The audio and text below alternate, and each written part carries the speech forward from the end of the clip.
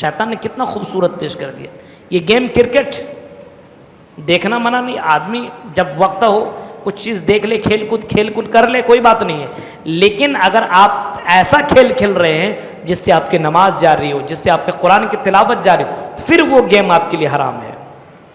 اب کوئی آدمی کھیل میں اتنا ڈوبا ہوا ہے اور سٹا دیکھ رہے ہیں, مسلمان رمضان کے مہینے میں سٹا لگا رہا ہے, جوا کھیل رہا ہے, ایک ایک گیند کے اوپر جوا کھیلا جا رہا ہے. آج اس گیند کے اوپر 6 رن لگے گا, نہیں لگے گا تو 10,000 تیرے, لگ گیا تو میرے, ایسے لگ رہے ہیں. آج کتنا خوبصورت طریقے سے شیطان نے حرام کو حلال کر دیا ہے, اور آج مسلمان نسل باقاعدہ اس کو کھیلتا ہی چلا جا رہا ہے اور سمجھ رہا ہے میں حلال کام کر رہا ہوں. جو اللہ کو چھوڑ کر کے دوسروں کی عبادت کرتے, اللہ کہتا میرے بندو ذرا یہ بتاؤ, لا یخلقون شیئا, کیا اس نے کچھ پیدا بھی کیا ہے؟ ان سے پوچھو اس نے کیا بنایا ہے. چرندہ پرندہ انسان جانور کچھ بنایا تو بولو اس سے پوچھو. لا یخلقون شیئا, وہ اس نے کچھ بھی نہیں پیدا کیا. وہم یخلقون, کیونکہ وہ خود پیدا کیے گئے ہیں. جب وہ خود مخلوق ہیں تو وہ کیا خالق بن سکتے ہیں, کیا پیدا کر سکتے ہیں؟ وہم یخلقون, وہ خود پیدا ہوئے ہیں, اس وجہ سے وہ پیدا نہیں کر سکتے. اموات غیر احیاء, پھر قبر والوں سے کہا جا رہا یہ مردے ہیں, مردے غیر احیاء, زندے نہیں ہیں. وما یشعرون ایان یبعثون, اگر یہ زندہ ہوتے تو تم پکارتے ہو, تمہاری پکار کو یہ کیوں نہیں سن رہے ہیں؟ غور کیجئے, دنیا میں آپ کو سکون اگر مل سکتا ہے تو دولت آپ کو سکون نہیں دے سکتی ہے. یہ بلڈنگ ہے, یہ پیسے, یہ خزانے, یہ دھن دولت, یہ آپ کو سکون نہیں دے سکتا ہے. جو لڑکی جو بیوی کے شکل میں آپ کو سکون دے, بیٹی کی شکل میں جو سکون دے, وہ سکون آپ کو پیسے سے نہیں ملے گا. جو آپ کو بیوی کی شکل میں سکون دے, وہ سکون آپ کو پیسے سے نہیں ملے گا. جو بہن سے سکون ملے, جو ماں سے سکون ملے, میرے بھائیوں ایسا سکون دنیا میں کہیں نہیں ملے گا. جو لڑکیوں سے اللہ تبارک و تعالیٰ نے مردوں کو سکون دینے کا وعدہ کیا ہے, آج لڑکیوں کو تانا دینے والوں یہ سمجھ لو وہ جاہل ہے, اور زمانہ جاہلیت والا وہ کام کر رہا ہے.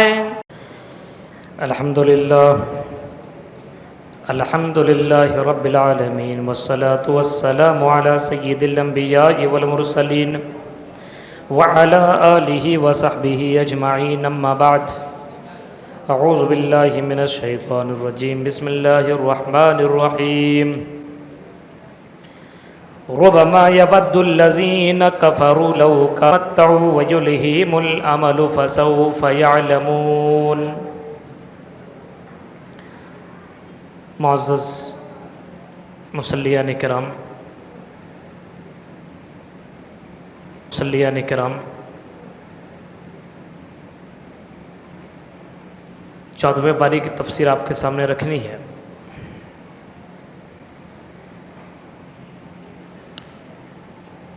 شروع میں اللہ رب العالمین نے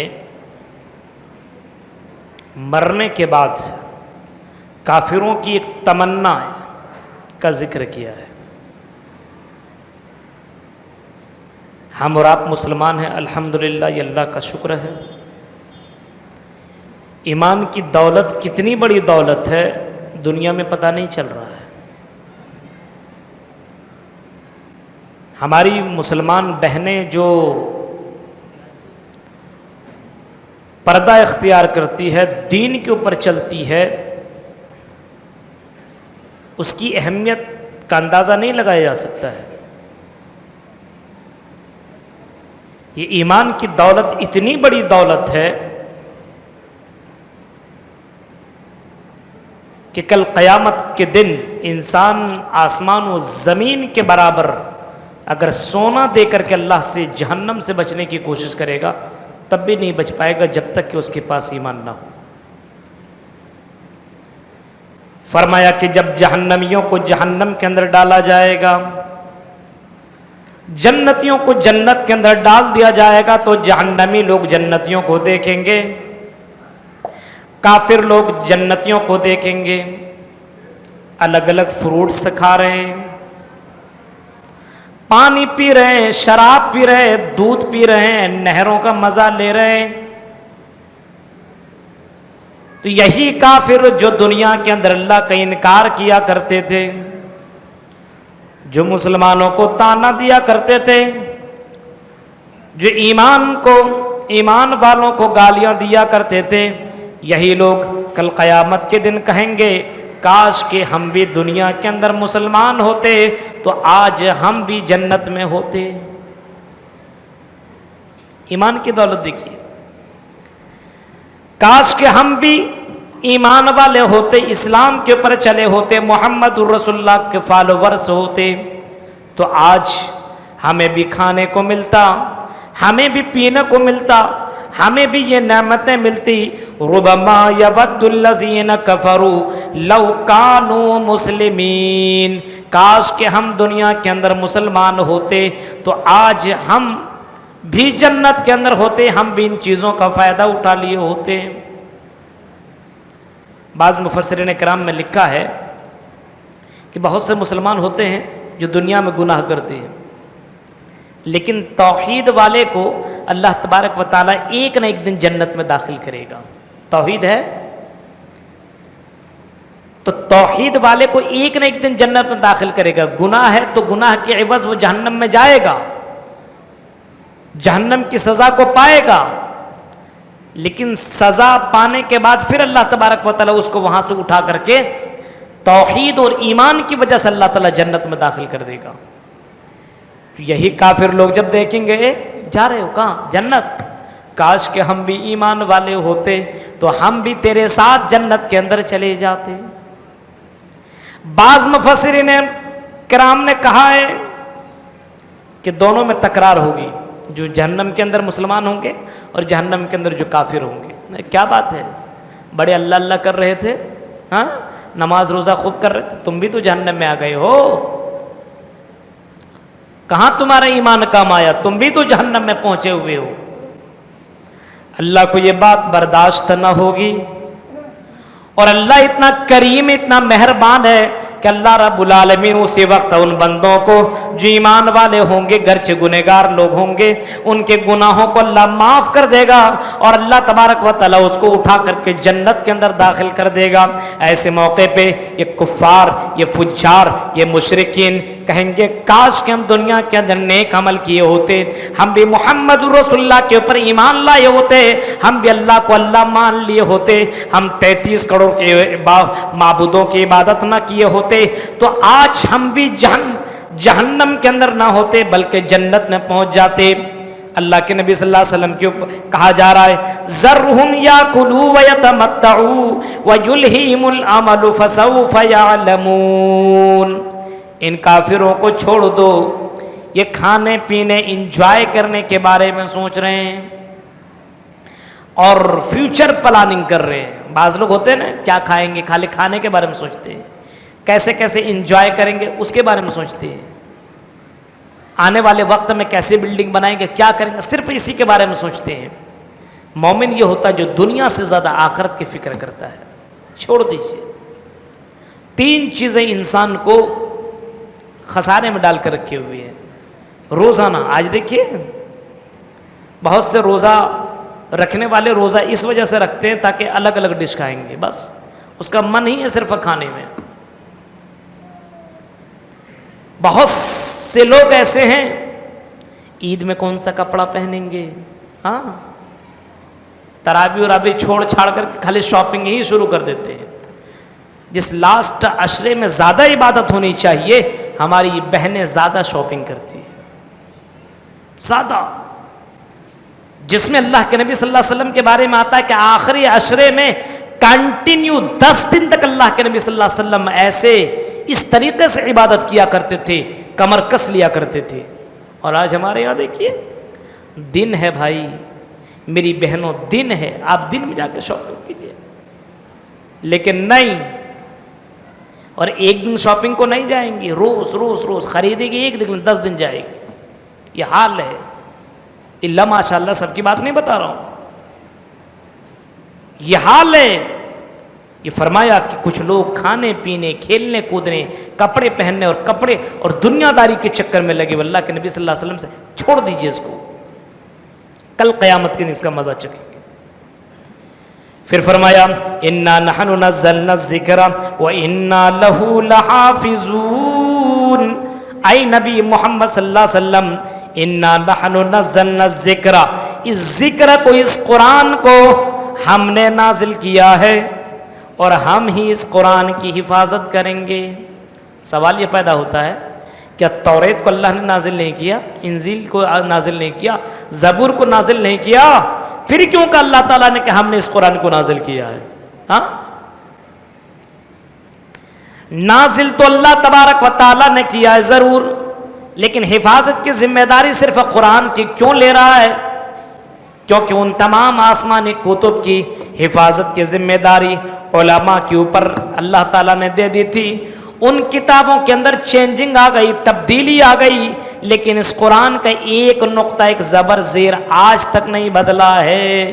ہمارے امام صاحب اگر قرآن کی آیت غلط پڑھیں، ہمارے بہت سے حفاظ یہاں پہ موجود ہیں، وہ کہہ دیں گے کہ آپ نے قرآن کی آیت غلط پڑھی ہے۔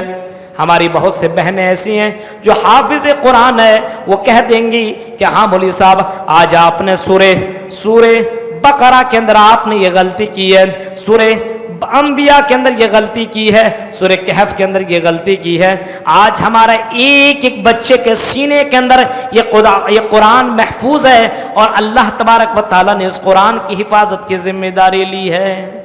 دنیا کی کتنی کتابیں ہیں، پڑھ ڈالیے۔ جب میں جامعہ سلفیہ بنارس میں پڑھ رہا تھا، قرآن بھی یاد کر رہا تھا، تو اسی کے ساتھ ہمارے یہاں انگلش بھی پڑھائی جاتی ہے، تو میں نے 1000 ورڈ انگلش کا ورڈ میں نے یاد کر لیا۔ میں نے کہا یاد رہ جائے گا، لیکن بہت جلدی اس کو میں بھول گیا۔ لیکن قرآن 2000 میں نے اس کو حفظ کیا ہے، 2002 میں حافظ قرآن بنا ہوں جامعہ سلفیہ بنارس میں، الحمدللہ آج تک یاد ہے۔ اب یہ قرآن کو یاد رکھانے والا وہی اللہ ہے، انسان کتنوں بھی چاہ لے لیکن یاد نہیں رکھ سکتا ہے۔ اللہ تبارک و تعالی انسان کے سینے میں ڈال دیا ہے۔ بہت سے حفاظ آپ کو ملیں گے، دنیا میں کتنے حفاظ ہیں اس کی گنتی نہیں ہے۔ کیسے اس قرآن کو نکالو گے؟ کیسے نکالا جا سکتا ہے؟ حفاظت کی ذمہ داری اللہ تعالیٰ نے لے رکھی ہے، اور اللہ تبارک و تعالی اس بات پر قادر ہے کہ اس قرآن کی حفاظت وہ اللہ کر سکتا ہے اور کر رہا ہے، اور انشاءاللہ الی یوم القیامہ، قیامت تک اس قرآن کی حفاظت ہوگی۔ اس کے بعد آدم علیہ السلام اور ابلیس کا واقعہ ذکر ہے کہ اللہ تعالیٰ نے آدم کو بنایا، کھڑا کیا، سور پھونکا، اس کے بعد فرشتوں سے کہا سجدہ کرو، سجدے میں سب چلے گئے، ابلیس نہیں گیا، اور اپنا دماغ لگایا ابلیس نے۔ پوچھا کیوں نہیں سجدہ کیا؟ جواب دیا کہ مجھ کو آگ سے پیدا کیا گیا ہے اور اس کو مٹی سے پیدا، میں افضل ہوں۔ یا حکم بھول گیا کہ حکم کس کا ہے، دماغ اپنا لگانا شروع کر دیا۔ حکم ماننا چاہیے کہ حکم کس کا ہے، نہیں مانا، ایک غلطی کی، کہا فَخْرُجْ فَإِنَّكَ رَجِيمٌ، اے شیطان مردود تو یہاں سے نکل جا، یہاں پہ رہنے کے لیے تجھے ذرہ برابر جگہ نہیں ہے، بھاگ جا یہاں سے۔ فَخْرُجْ فَإِنَّكَ رَجِيمٌ وَإِنَّ عَلَيْكَ اللَّعْنَةَ إِلَى يَوْمِ الدِّينِ، اور قیامت تک تیرے اوپر لعنت۔ ایک غلطی کی، ایک غلطی کی، تکبر، صرف ایک غلطی، اور کچھ نہیں کیا تھا، زنا نہیں کیا تھا، شراب نہیں پیا تھا، شرک نہیں کیا تھا، تکبر کیا تھا، بات نہیں مانی تھی اللہ تعالیٰ کی، تو اللہ تبارک و تعالیٰ نے اس کو نکال دیا اور لعنت بھیج دی۔ کتنا بڑا ابلیس ہے، ہر نماز میں ہم ابلیس کے اوپر بد دعا کرتے کہ نہیں، اعوذ باللہ من الشیطان الرجیم، شیطان کا نام ہے اللہ، شیطان مردود سے بچا، اس مردود سے بچا، اس مردود سے بچا۔ اتنا بڑا ڈینجر قسم کا وہ اللہ کی نظر میں مجرم ہے، لیکن مجرم کی بھی دعا اللہ سن رہا ہے۔ دیکھیے ہم اور آپ کہتے ہیں مولوی صاحب ہماری دعا اللہ نہیں سنتا ہے، اللہ تبارک و تعالیٰ اس بندے کی دعا سن رہا ہے۔ کہا کہ اللہ ٹھیک ہے میں نکل رہا ہوں، لیکن میری ایک دعا ہے، میری ایک ریکویسٹ ہے، ایک گزارش ہے، اے اللہ میری گزارش کو تو مان لے۔ کہا کیا بتا؟ کہا مجھے قیامت تک مہلت دے دے، قیامت تک، مارنا مت، قیامت تک مجھے زندہ رکھنا۔ کہا ٹھیک ہے، مہلت دے دیا۔ یعنی اللہ تبارک و تعالیٰ نے اس بندے کی، اس شیطان کی دعا کو سن لیا۔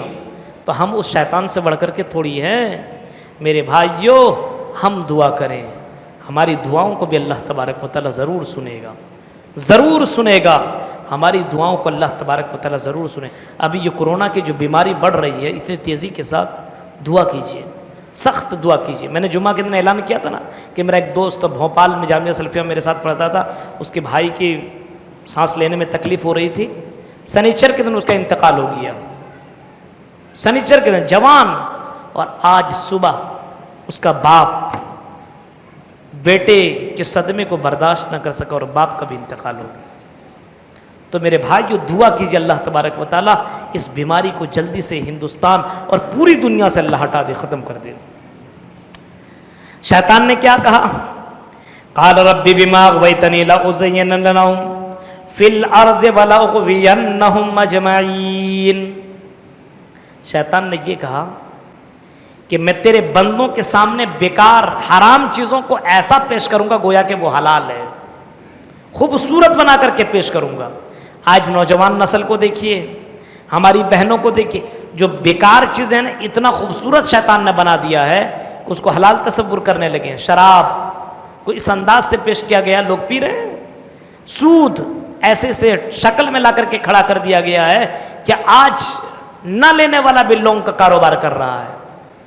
موبائل بھی لے رہا تو اس کو بھی قسطوں میں لے رہا ہے، گاڑی بھی لے رہا تو اس کو بھی قسطوں میں لے رہا ہے، ہاں چھوٹا سا چھوٹا سامان، فریج بھی لے رہا۔ ابھی ہم کو کسی بھائی بتا رہے تھے کہ مولوی صاحب ہمارے یہاں کا ماحول ایسے، ایک فریج بھی لیتا ہے تو اس کو بھی قسطوں میں لے رہا ہے، اس میں بھی سودی کاروبار۔ شیطان نے کتنا خوبصورت پیش کر دیا۔ یہ گیم کرکٹ دیکھنا منع نہیں، آدمی جب وقت ہو کچھ چیز دیکھ لے، کھیل کود کر لے، کوئی بات نہیں ہے، لیکن اگر آپ ایسا کھیل کھیل رہے ہیں جس سے آپ کی نماز جاری ہو، جس سے آپ کے قرآن کی تلاوت جاری ہو، تو پھر وہ گیم آپ کے لیے حرام ہے۔ اب کوئی آدمی کھیل میں اتنا ڈوبا ہوا ہے اور سٹہ دیکھ رہے ہیں، مسلمان رمضان کے مہینے میں سٹہ لگا رہا ہے، جوا کھیل رہا ہے، ایک ایک گیند کے اوپر جوا کھیلا جا رہا ہے۔ آج اس گیند کے اوپر 6 رن لگے گا، نہیں لگے گا تو 10,000 تیرے، لگ گیا تو میرے، ایسے لگ رہے ہیں۔ آج کتنا خوبصورت طریقے سے شیطان نے حرام کو حلال کر دیا ہے، اور آج مسلمان نسل باقاعدہ اس کو کھیلتا ہی چلا جا رہا ہے اور سمجھ رہا ہے میں حلال کام کر رہا ہوں۔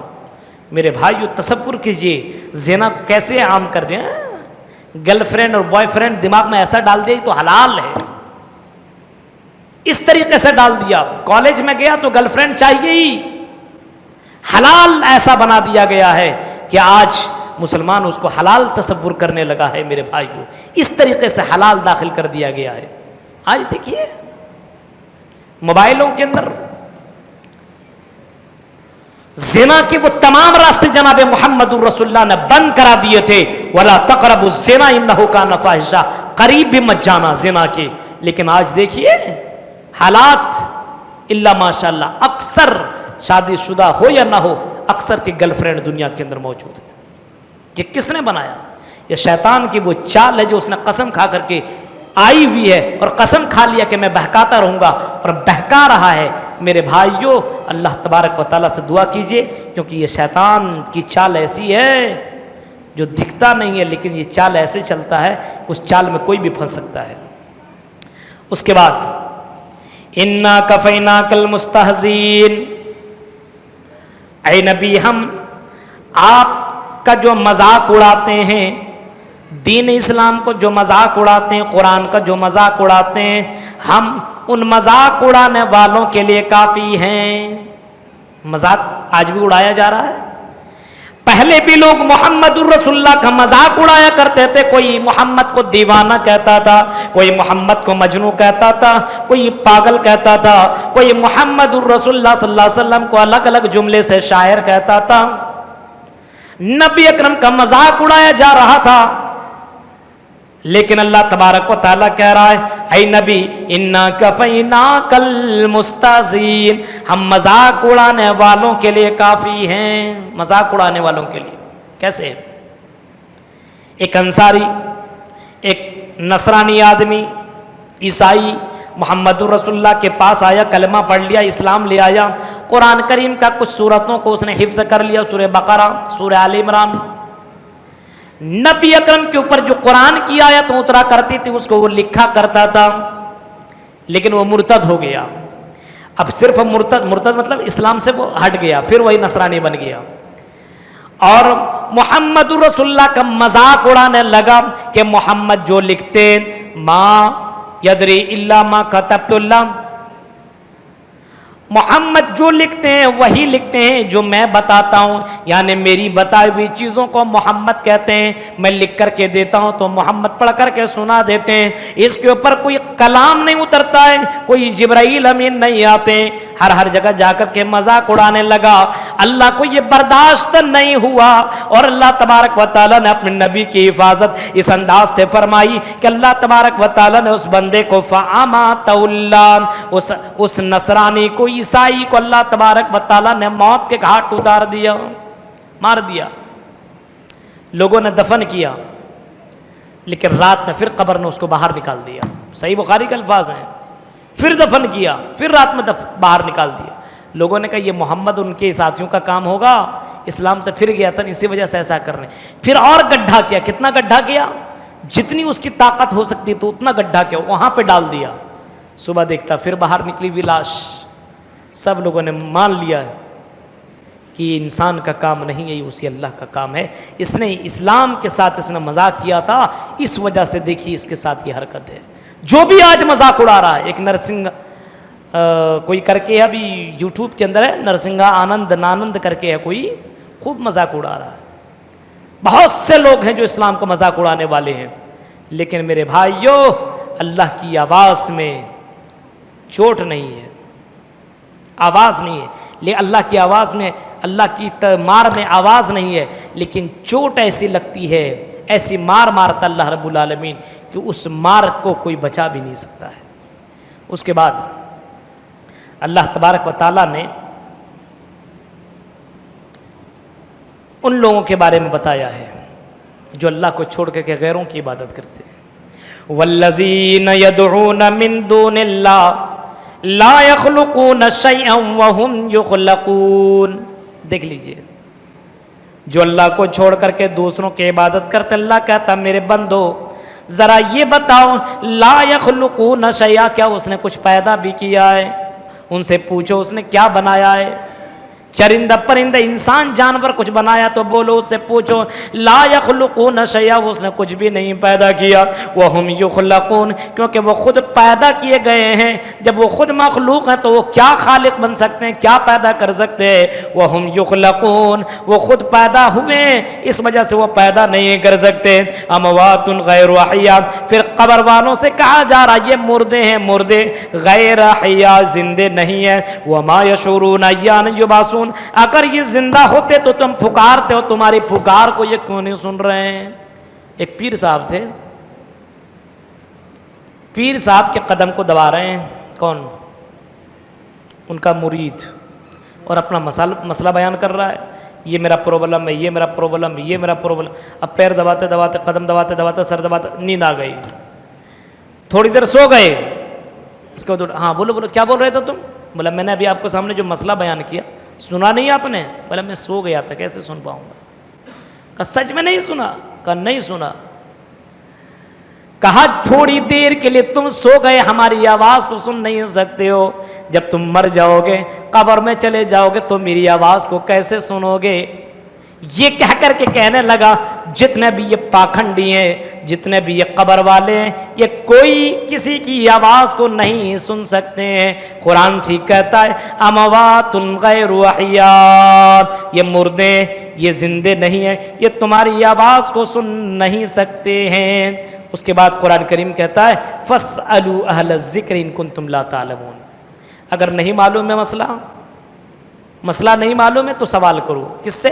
جو جاننے والے اس سے پوچھو، دینی مسائل پوچھو، پرائیویٹ مسائل پوچھو۔ بہت سے ایسے مسائل ہیں جن کو معلوم نہیں ہے، نماز تو سمجھ لے عام مسئلہ ہے، لیکن بہت سے پرائیویٹ مسائل ہیں جس کو آدمی جانتا نہیں، مارے شرم کے پوچھتا نہیں ہے، لیکن علماء ہیں، علماء سے آپ پوچھئے۔ علماء کرام آپ دنیا کے اندر زندہ ہیں، میاں بیوی کیا ازدواجی زندگی کے تعلق سے علماء آپ کو بتائیں گے۔ ہاں اسی طریقے سے پاکی کے تعلق سے کون بتائیں گے؟ یہ آپ کو علماء بتائیں گے۔ بہت سے ایسے مسائل ہیں جس کو آدمی جانتا نہیں ہے لیکن پوچھتا نہیں ہے، اور جس کی وجہ سے وہ غلط کر بیٹھتا ہے اور فتویٰ اپنے سے دینے لگتا ہے۔ فَاسْأَلُوا أَهْلَ الذِّكْرِ إِن كُنتُمْ لَا تَعْلَمُونَ۔ میرا ایک چینل ہے سپر اسٹار ابوالکلام چینل ہے، اس کے اندر میرا یوٹیوب کے اندر میرا نمبر بھی باقاعدہ دیا ہوا ہے۔ بہت سی میری بہنیں، بہت سے میرے بھائی مجھ سے سوالات کرتے ہیں، الحمدللہ اللہ تعالیٰ نے مجھے جتنا علم دیا ہے اس کے مطابق میں اس کو جواب بھی دیتا ہوں۔ تو کچھ لوگ ایسے ہیں جو باقاعدہ سوالات کرتے ہیں اور کچھ لوگ سوالات بھی نہیں کرتے ہیں، کچھ نہیں، اپنے من کے مطابق نماز پڑھ رہے ہیں تو پڑھ رہے ہیں۔ ایک نے سوال کر بیٹھا، کچھ لوگ سوال کرتے ہیں تو سوال کی طرح سوال نہیں کرتے۔ رمضان کا مہینہ چل رہا ہے، ابھی وہ سوال کریں گے بقرعید کا، قربانی کا مسئلہ، بتائیے رمضان کے تعلق قربانی کا مسئلہ ان کو یاد آ رہا ہے۔ کسی نے سوال کیا، اچھا یہ بتائیے ابلیس کی بیوی کا نام کیا تھا، بتائیے، یہ کوئی سوال ہے؟ اب ابلیس کی بیوی سے اس کو کیا رشتہ کرنا ہے بھائی؟ ابلیس کی بیوی کا نام کیا ہے؟ سوال کرنا چاہیے اپنے ذات کے معاملے میں، سوال کر رہا کہاں سے کہاں۔ اس کے بعد اللہ تبارک و تعالیٰ نے 3 کاموں کا حکم دیا ہے اور 3 کاموں سے روکا ہے۔ میں شارٹ کٹ میں چلا جا رہا ہوں کیونکہ بہت سی آیتیں ایسی ہیں جس کو بیان کرنے میں کافی ٹائم گزر جائے گا۔ ان اللہ یامر بالعدل والاحسان وایتاء ذی القربی وینھی عن الفحشاء والمنکر والبغی، پڑھتے ہیں نا ہر نماز میں، امام صاحب جمعہ کے خطبے میں، خطبہ ثانی میں پڑھتے ہیں کہ نہیں؟ ان اللہ یامر بالعدل والاحسان، اللہ تبارک و تعالیٰ تمہیں عدل اور احسان کا حکم دیتا ہے۔ عدل کس کو کہتے ہیں؟ آپ کے پاس 2 آدمی آئے، دونوں کے درمیان انصاف کر دیجیے۔ یہ نہیں کہ یہ میرا رشتہ دار ہے، یہ میرا رشتہ دار نہیں ہے، رشتہ دار اس کی طرف آپ نے فیصلہ سنا دیا، نہیں، آپ انصاف کیجیے۔ اور احسان کا مطلب یہ ہے کہ آپ کو کوئی 10 روپیہ پیسہ دے تو آپ 10 روپیہ کی جگہ اس کو زیادہ بڑھا کر کے دے دیجیے، یا پھر کوئی آپ کو مار دے تو آپ اس کو مت ماریے، معاف کر دیجیے، یہ احسان ہے۔ وایتاء ذی القربی، رشتہ داروں کو دیتے رہیے، جو چاہیے جتنا آپ چاہیں دے سکتے ہیں۔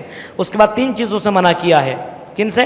فحشا، فحشا کس کو بولتے ہیں؟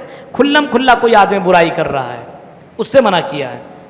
والمنکر، منکر جس کو اسلام نے بھی منع کر دیا اور دل بھی اس کو نہیں مانتا، جیسے زنا، اسلام بھی اس کو منع کرتا ہے، دل مانتا ہے کہ زنا کریں لیکن آدمی کر رہا ہے، یہ کیا منکر ہے؟ شراب، اسلام نے بھی اس کو حرام قرار دیا، آپ کا دل بھی کہتا نہیں پینا چاہیے لیکن آدمی پھر بھی پی رہا، یہ منکر ہے۔ والبغی، سرکشی، حد سے زیادہ تجاوز کرنے والے، ان 3 چیزوں سے اللہ تبارک و تعالیٰ نے منع کیا۔ اس کے بعد عورتوں کا ایک مقام دیکھیں، اللہ اکبر۔ وَإِذَا بُشِّرَ أَحَدُهُم بِالْأُنثىٰ ظَلَّ وَجْهُهُ مُسْوَدًّا وَهُوَ كَظِيمٌ۔ میری بہنوں سنو، زمانہ جاہلیت کے اندر جب عورت کی، لیڈی کی، لڑکی کی بشارت سنائی جاتی تھی، گڈ نیوز، جب اس کے باپ کو یہ سنایا جاتا تھا کہ تمہارے گھر کے اندر ایک بیٹی نے جنم لیا ہے، تو باپ کا چہرہ بہت زیادہ کالا ہو جاتا تھا اور باقاعدہ وجہہ وہو کظیم، اپنے چہرے کو چھپا لیا کرتا تھا۔ مفسرین کرام نے لکھا ہے جس گھر کے اندر لڑکی پیدا ہوتی تھی اس کا باپ اپنے گھر سے مہینے بھر نہیں نکلتا تھا، لڑکی سے اتنا نفرت۔ بعض نے لکھا ہے کہ جب جس گھر کے اندر لڑکی پیدا ہوتی تھی اس کا باپ سوچتا تھا اس کو پالوں یا زمین کے اندر گاڑ دوں، اس کو پال کر کے میں ذلت برداشت کروں یا اپنی اس بیٹی کو زمین کے اندر گاڑ دوں۔ بہت سے واقعات آپ کو ملیں گے، لڑکیوں کو زمین کے اندر زندہ گاڑ دیا گیا، لڑکیوں کو زندہ گاڑ دیا جاتا تھا، لیکن محمد الرسول اللہ رحمت للعالمین آئے، آپ نے کبھی یہ نہیں فرمایا جس کے گھر کے اندر لڑکا پیدا ہو اس کے لیے جہنم سے دوری اور جنت کی بشارت ہے، بلکہ نبی اکرم نے اعلان کر دیا من ابتلی بہذہ البنات کن لہ سترا من النار، جس کے گھر کے اندر لڑکی پیدا ہو، 1 ہو 2 ہو 3 ہو، اور 3 بچیوں کی وہ صحیح طور پر تربیت کر لے، پرورش کر لے، امام کائنات نے فرمایا ایسی لڑکیاں اسے جہنم سے بچائیں گی۔ لڑکیاں دیکھ کتنی بڑی بشارت ہے۔ آج بہت سے لوگ ایسے ہیں جس کے گھر میں بیٹی پیدا ہو تو ساس بچی پیدا کی ہے، لگتا دیکھا ساس تانا دیتی ہے، کبھی نند تانا دیتی ہے، کبھی اس کا شوہر تانا دیتا ہے، کبھی اس کا گھر والا اور رشتہ دار اس کو تانا دیتا ہے۔ اس لیڈی کا کیا قصور ہے، اس خاتون کا کیا قصور ہے؟ لڑکی آئی ہے، رحمت آئی ہے، لیکن آج ہمارے سماج کے اندر لڑکے اور لڑکوں کے درمیان میں فرق کیا جا رہا ہے۔ لڑکا پیدا ہو دھوم دھام سے مٹھائیاں بانٹی جاتی ہے, باقاعدہ لوگوں کو مبارکبادی دی جاتی ہے, لیکن لڑکی پیدا ہو تو آج ہمارے سماج کے اندر اس کو اچھی نظروں سے نہیں دیکھا جاتا ہے, اس لڑکی کو باقاعدہ تانا دیا جاتا ہے, اس لڑکی کو مارا جاتا ہے. ایک جگہ کی بات بتا رہا ہوں کہ وہ کہنے لگا, مولوی صاحب میرے گھر میں میری بچی کی بیٹی پیدا ہوئی ہے, تب سے اس کی ساس اسے پریشان کرتی چلی جا رہی ہے, روز تانا دے رہی, اس مرتبہ مولوی صاحب دعا کیجئے کہ بیٹا پیدا ہو. لیکن پھر سے اس کی بیٹی پیدا ہو گئی. اب بتائیے کتنی بڑی وہ ڈائن ہوگی. غور کیجئے, دنیا میں آپ کو سکون اگر مل سکتا ہے تو دولت آپ کو سکون نہیں دے سکتی ہے. یہ بلڈنگ ہے, یہ پیسے, یہ خزانے, یہ دھن دولت, یہ آپ کو سکون نہیں دے سکتا ہے. جو لڑکی جو بیوی کے شکل میں آپ کو سکون دے, بیٹی کی شکل میں جو سکون دے, وہ سکون آپ کو پیسے سے نہیں ملے گا. جو آپ کو بیوی کی شکل میں سکون دے, وہ سکون آپ کو پیسے سے نہیں ملے گا. جو بہن سے سکون ملے, جو ماں سے سکون ملے, میرے بھائیوں ایسا سکون دنیا میں کہیں نہیں ملے گا. جو لڑکیوں سے اللہ تبارک و تعالیٰ نے مردوں کو سکون دینے کا وعدہ کیا ہے, آج لڑکیوں کو تانا دینے والوں یہ سمجھ لو وہ جاہل ہے, اور زمانہ جاہلیت والا وہ کام کر رہا ہے. آج دیکھیں ایک آدمی اپنے بیوی سے کہنے لگا بیٹا آنا چاہیے, ہماری خواہش ہے کہ شادی ہوئی تو بیٹا آنا چاہیے. اب پہلی مرتبہ جب بچہ پیدا ہوا تو بیٹی پیدا ہو گئی, خوب تانا دیا اس کے شوہر نے. دوسری مرتبہ پھر حمل ٹھہر گیا, پھر بیٹی, تیسری مرتبہ پھر بیٹی, چوتھی مرتبہ پھر بیٹی, یہاں تک کہ اس کی 6 بیٹیاں ہو گئی. اب اس نے کہا کہ اگر اس بار اگر بیٹی ہو گئی تو تجھے طلاق. دیکھ لیجئے اس میں عورت کا کیا قصور ہے. وَلِلَّهِ مُلْكُ السَّمَاوَاتِ وَالْأَرْضِ يَخْلُقُ مَا يَشَاءُ يَهَبُ لِمَن يَشَاءُ إِنَاثًا وَيَهَبُ لِمَن يَشَاءُ الذُّكُورَ. اللہ جسے چاہتا بیٹا دیتا ہے, جسے چاہتا بیٹیاں دیتا ہے, جسے چاہتا دونوں مکس کر کے دیتا ہے, اور جسے چاہتا بانجھ بنا دیتا. دنیا کی ساری طاقت مل کر کے اسے اولاد نہیں دے سکتی ہے. اب اسے یہ تانا دے رہا ہے اگر بیٹی پیدا ہوئے تو تجھے طلاق. اب یہ روزانہ نماز میں سجدے میں جاتی ہے, گڑ گڑاتی ہے, روتی ہے, اللہ کم سے کم مجھے بیٹی سے نفرت نہیں ہے, لیکن اللہ میرا شوہر بیٹیوں سے نفرت کر رہا, اللہ مجھے اس بار بیٹا ضرور دے دینا ورنہ میری زندگی برباد ہو جائے گی, میرا شوہر مجھے طلاق دے دے گا. ان 6 بیٹیوں کی پرورش کون کرے گا؟ ان بیٹیوں کی محبت, ان بیٹیوں کی ممتا ختم ہو جائے گی, مجھے طلاق مل جائے گا. اللہ اس بار میری دعا تو سن لے. بہت سی لڑکیاں ہوتی ہیں نا, یہ روز دعا مانگتی تھی تہجد کی نماز میں. ایک دن اس کا شوہر خواب میں دیکھا جہنم میں جا رہا ہے. جیسے جہنم کے دروازے میں پہنچا, فرشتہ اس کو جہنم میں داخل کرنے کے لیے, بڑی بیٹی کھڑی ہے, نہیں ہم اپنے والد کو جہنم میں جانے نہیں دیں گے. روک لیا, نہیں جانے دیں گے. فرشتے نے کہا چھوڑ اس کو, ہٹا دوسرے دروازے سے. جہنم کے اندر کتنے دروازے ہیں؟ کتنے دروازے ہیں؟ 7 دروازے ہیں. 7 دروازے, اور جنت کے 8 دروازے. یہ باب الریان ایک دروازہ بڑھ گیا روزے کا. تو 7 دروازے, ایک دروازے سے ہٹا دوسرے دروازے میں پہنچا, دوسرے دروازے میں دوسری بیٹی بھی کھڑی ہے, نہیں ہم اپنے ابو کو جہنم میں جانے نہیں دیں گے, اس دروازے سے داخل نہیں ہونے دیں گے. فرشتے نے کہا چل تیسرے دروازے میں لے چلتے. تیسرے میں تیسری بیٹی, چوتھے میں چوتھی بیٹی, پانچویں میں پانچویں, چھٹے میں چھٹی. اب یہ سوچنے لگا 6 دروازے سے تو میں بچ گیا, لیکن 7واں دروازہ تو میں نے کہا مجھے بیٹا چاہیے, اب وہاں کون بچائے گی؟ یہ دل دھک دھک کرنے لگا کہ اس کی آنکھ کھل گئی. وہ دوڑے دوڑے اپنے بیوی کے پاس گیا, اور بیوی نماز کی حالت میں ہے, سجدے کی حالت میں ہے. شوہر نے پیچھے سے پکڑا, بیوی بیٹی کے لیے دعا مت کرنا, بیٹی کے لیے دعا کر, کیونکہ بیٹی یہ جہنم سے بچانے والی ہے, بیٹی جہنم سے بچانے والی ہے. مجھے بیٹا نہیں چاہیے, مجھے بیٹی چاہیے. تو میرے بھائیوں یہ لڑکیاں جو ہے واقعی رحمت ہے, اور ان سے محبت کیجئے, ان کو پیار دیجئے. آج بتائیے اتنا سکون سے آپ کھانا کھا رہے ہیں، ہماری بہنیں کتنی محنت کرتی ہیں، دوپہر سے لگتی ہے، آپ تھوڑا سا کر کے دیکھیے، ایک دن کھانا بنا کر کے سمجھ میں آ جائے گا، دوپہر سے لگی ہوئی ہے، 4 بجے سے کنٹینیو، ابھی نماز پڑھ کے جائیں گے، پھر لگیں گے، پھر رات میں کھانا بنائیں گے، کتنی محبت اور کتنی مہربانیاں ہیں، کتنی شوہروں کے اوپر، مردوں کے اوپر رحم و کرم کرتی ہے۔ میرے بھائیوں، عورتوں کو کبھی بھی تکلیف مت دو، چاہے وہ بیٹی کی شکل میں ہو، بہن کی شکل میں ہو، بیوی کی شکل میں ہو، کسی بھی شکل میں ہو، ماں کی شکل میں ہو، کبھی بھی تکلیف مت دینا۔ اگر عورت کو جو آدمی تکلیف دیتا ہے تو یاد رکھنا اس کا ٹھکانہ جہنم ہوگا۔